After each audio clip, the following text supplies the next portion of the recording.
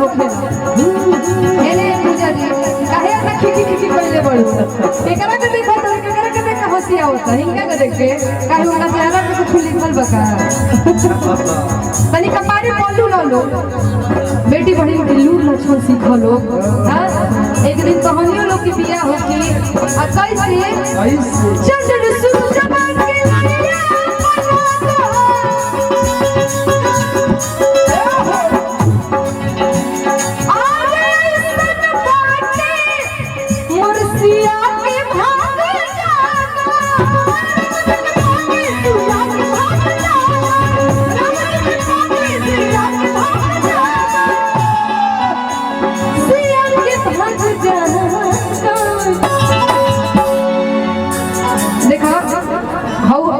आज के डेट में आज के दिन राम जी के किरदार निभावत है एकदम आ जब हमारे सिया जी के जब हमार भाभी जी बनी वहां के सिया जी के किरदार अब रोरो सब तो सिया जी के किरदार में बन हम राम जी हां आ कैसे आवा अरे हम सिया के राम जी के पाके सिया के भाग जागन सिया के भाग जागन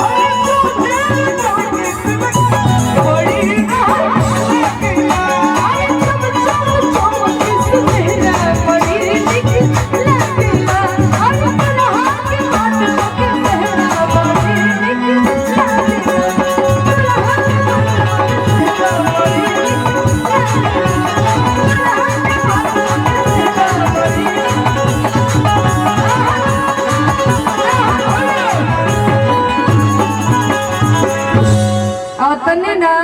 इहे बतिया के सरकार जानी कोना भाव में कहत रही हां अरे कि जहिया से भागल बड़ा रूस के तू घर से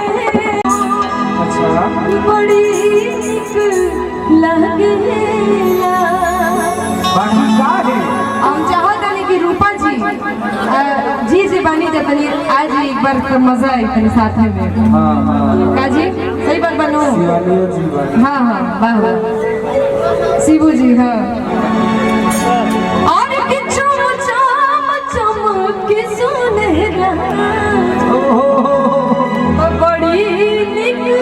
लागेला लाइन तो एगो शहर बाटे ही में एगो शहर जैसे कि पुराना शहर बाटे हम सुनाई ऐसे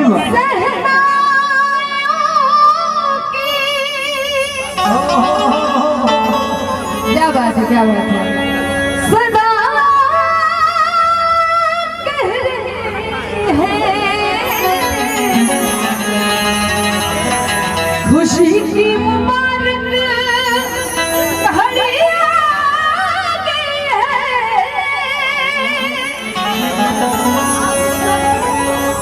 और देखिए आप लोग इतने सुंदर लग रही हैं कि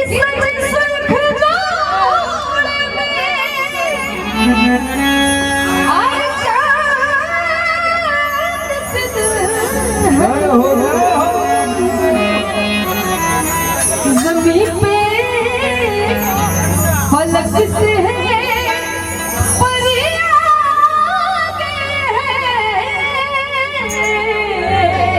लेकिन ये गीत हो गल बात कि दूल्हे का सेहरा सुहाना लगता है और दुल्हन का तो दिल दीवाना लगता है। ये तो भाई का लेकिन जब हम कोना भाव में कहत रूपा जी ऐसे कहा अरे कि दुल्हा के माथे पे किस सेहरा बड़ी निकला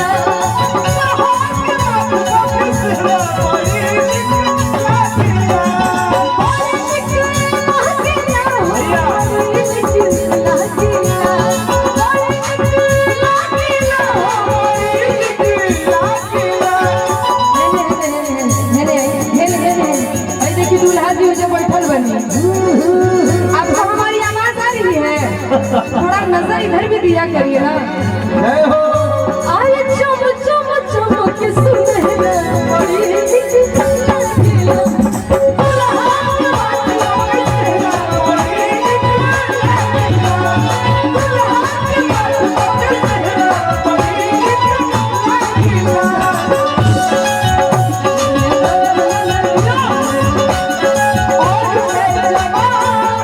और